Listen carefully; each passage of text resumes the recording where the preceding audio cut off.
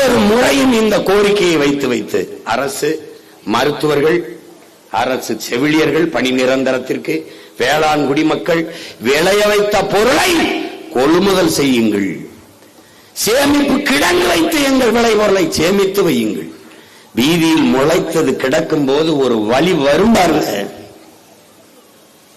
நான் விளை வைத்த பொருளை, என் ஆத்தாளப்படும் விளை வைத்த பொருளை வீதியில் போட்டு நனைய வைத்து முளைக்க வைக்கிற நீங்கள் ஆந்திராவில் இருந்து பொங்கலுக்கு அரிசி வாங்கி வருகிறீர்கள் என்றால் எங்களை எவ்வளவு தூரம் அவமதிக்கிறீர்கள். ஏன் நெல்ல அவிச்சு அரைச்சு அரிசியா வராத? இது கல்லு மண்ணுமா வந்துருமா? அவ்வளவுதான் நமக்கு மதிப்பு. அவ்வளவுதான்.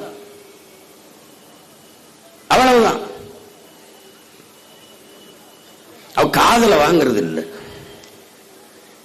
ஏன் வாக்குக்கு காசு கொடுத்தால் வாக்கை வாங்கிக் கொள்ள முடியும் என்கிற நிலை உருவாயிருச்சு.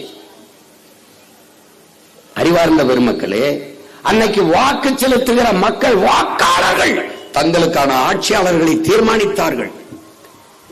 இன்று ஆட்சியாளர்கள் தங்களுக்கான வாக்காளர்களை தீர்மானிக்கிறார்கள். அதுதான் இந்த சிறப்பு வாக்காளர் திருத்தம். என்ன பண்றான்? எனக்கு இவன் என் ஓட்டு, அவன் இருப்பான், மத்தவன தூக்கு. எங்கே போய்கொண்டிருக்கிறது இந்த நாடு? எதை நோக்கி போய்கொண்டிருக்கிறது நினைக்கிறீர்கள்? விதை தடுப்பு சட்டம் இருக்கிறது. என்னிடத்தில் தக்காளி விதை இருந்தால் அம்மாவுக்கு விற்க முடியாது. அவரிடத்தில் கத்தரி விதை இருந்தால் நான் வாங்க முடியாது, வாங்கக்கூடாது, சட்டப்படி குற்றம். மொத்த விதையும் சின்சாண்டோ மான்சாண்டோ நிறுவனத்துக்கு வித்தாச்சு. அவன் கொடுக்கிற விதைத்தான் நீங்க வாங்கி விதைக்கணும். இப்ப விதையை துளைத்து விட்ட ஒரு நாடு நீங்கள். அடிப்படையே தப்பு, எல்லாம் தப்பு.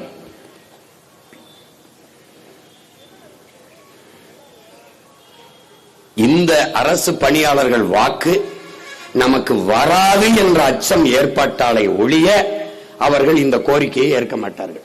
இது சத்தியம், நீங்க எழுதி வைங்க. இப்ப ஒருவேளை இவங்க எல்லாம் சேர்ந்து சீமானுக்கோ அல்லது பாட்டாளி மக்கள் கட்சி பாலுசுவரம் மாதிரி அவங்களுக்கோ போட்டுருவாங்களான்னு நினைச்சா, காலையில ஐயாவை கூப்பிட்டு இந்த முக்கிய பொறுப்பாளர்களா வாங்க, என்ன உங்க பிரச்சனை, இப்ப விட்டுருங்க, அடுத்த முறை நம்ம ஆட்சிக்கு வந்த பிறகு முதல் கையெழுத்து, ஏன்னா முதல் கையெழுத்தே 300 கையெழுத்து போட்டிருக்காங்க அவங்க. அது மது ஒழிப்பு, உங்களுக்கு தெரியும், உங்களுக்கு தம்பிக்கு தெரியும். சாதி வாரி கணக்கெடுப்பு எடுன்ட்டு குறைஞ்சது ஒரு 1/4 நூற்றாண்டுக்கு மேல போராடுறோம். இவங்க இந்த இடஒதுக்கீடுங்கிற வார்த்தையை நாங்க அதை ஏற்கல. இடப்பகிர்வு, இடப்பங்கீடு, அதுதான் நாங்க கேட்கறது. ஏன்னா ஒதுக்கீடுங்கிற எங்களை ரொம்ப நாளா ஒதுக்கி வச்சிருந்ததுனாலதான் அதை கேட்கிறோம். அப்புறம் இட ஒதுக்கீடு, இடத்தை கொடுத்து ஒதுக்கி வர வைப்பியாடாங்கிறதான் பிரச்சனை. இப்ப இந்த நிலத்தில் எவனோ அதுக்கு உரிமை கொண்டாடுறான்.